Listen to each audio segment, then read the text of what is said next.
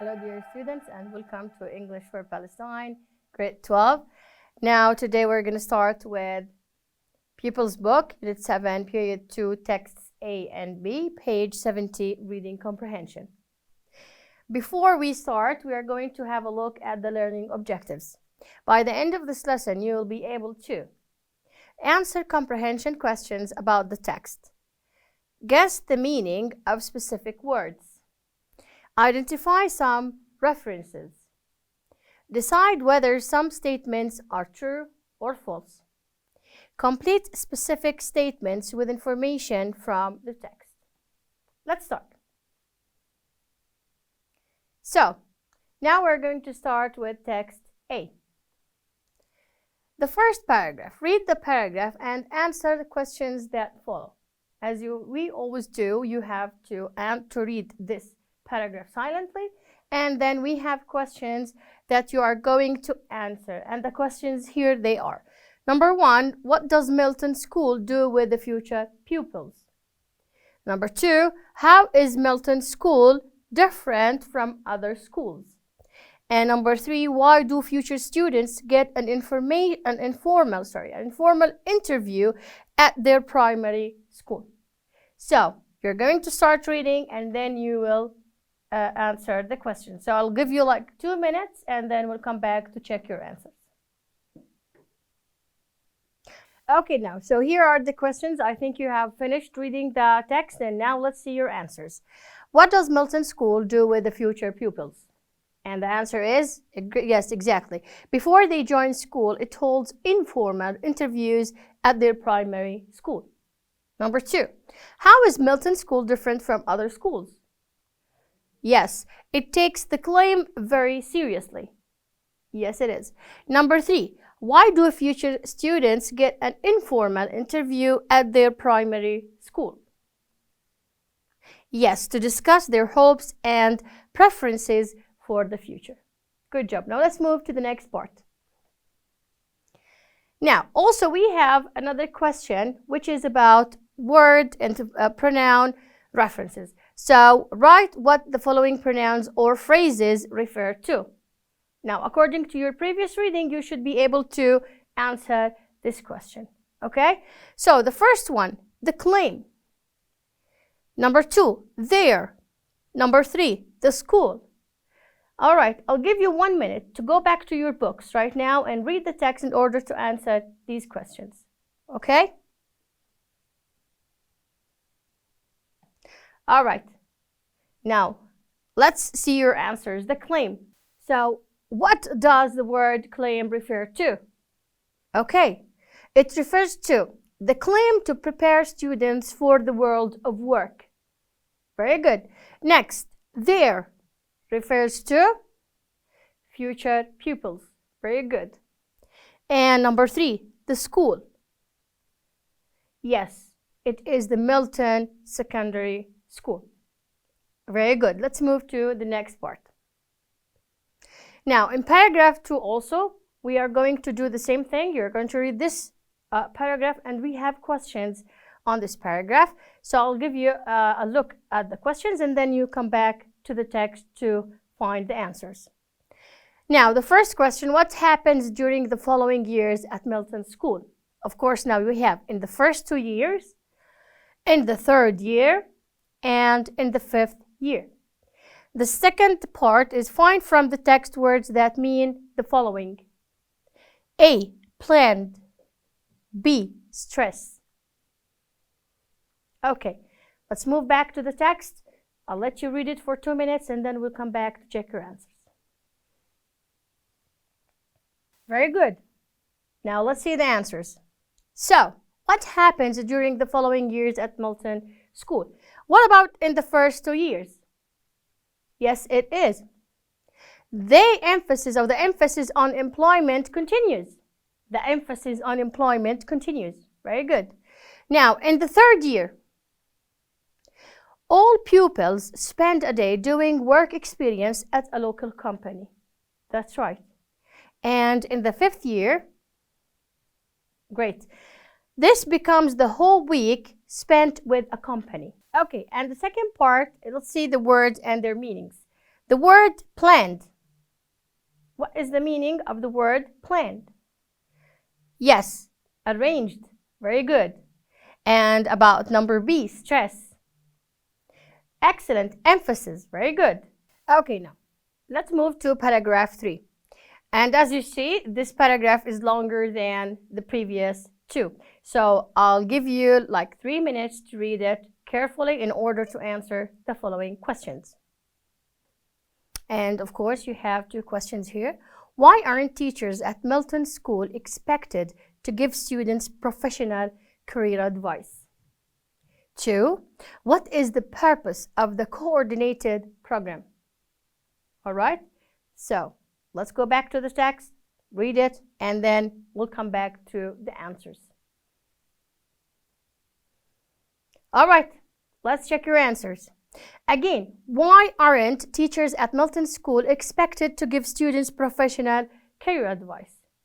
And your answer is excellent, because they are not trained as careers advisors. Very good. Number 2, what is the purpose of the coordinated program? Yes, it is to make students aware of the employment options available and to how to make the most of them. Very good. Now, there's another question for you, also based on your reading of the last paragraph. Decide whether the following statements are true or false. So, I'll give you 1 minute, okay, to revise your reading and see if these 2 sentences are true or false, based on what you have understood from the first part.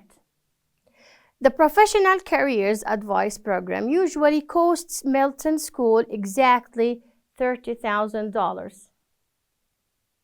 2, students have professional careers advice in their final year of secondary school.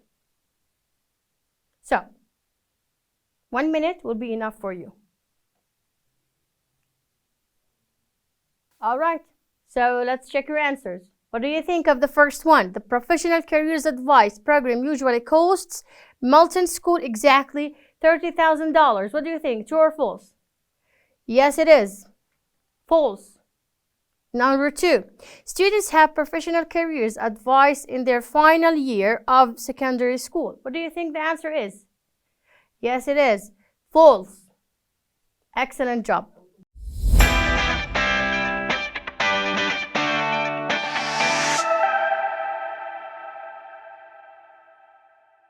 Okay, now let's move to our next part, which is text B. And as you can see, the title of this part is The Education Minister Talks Job Prospects.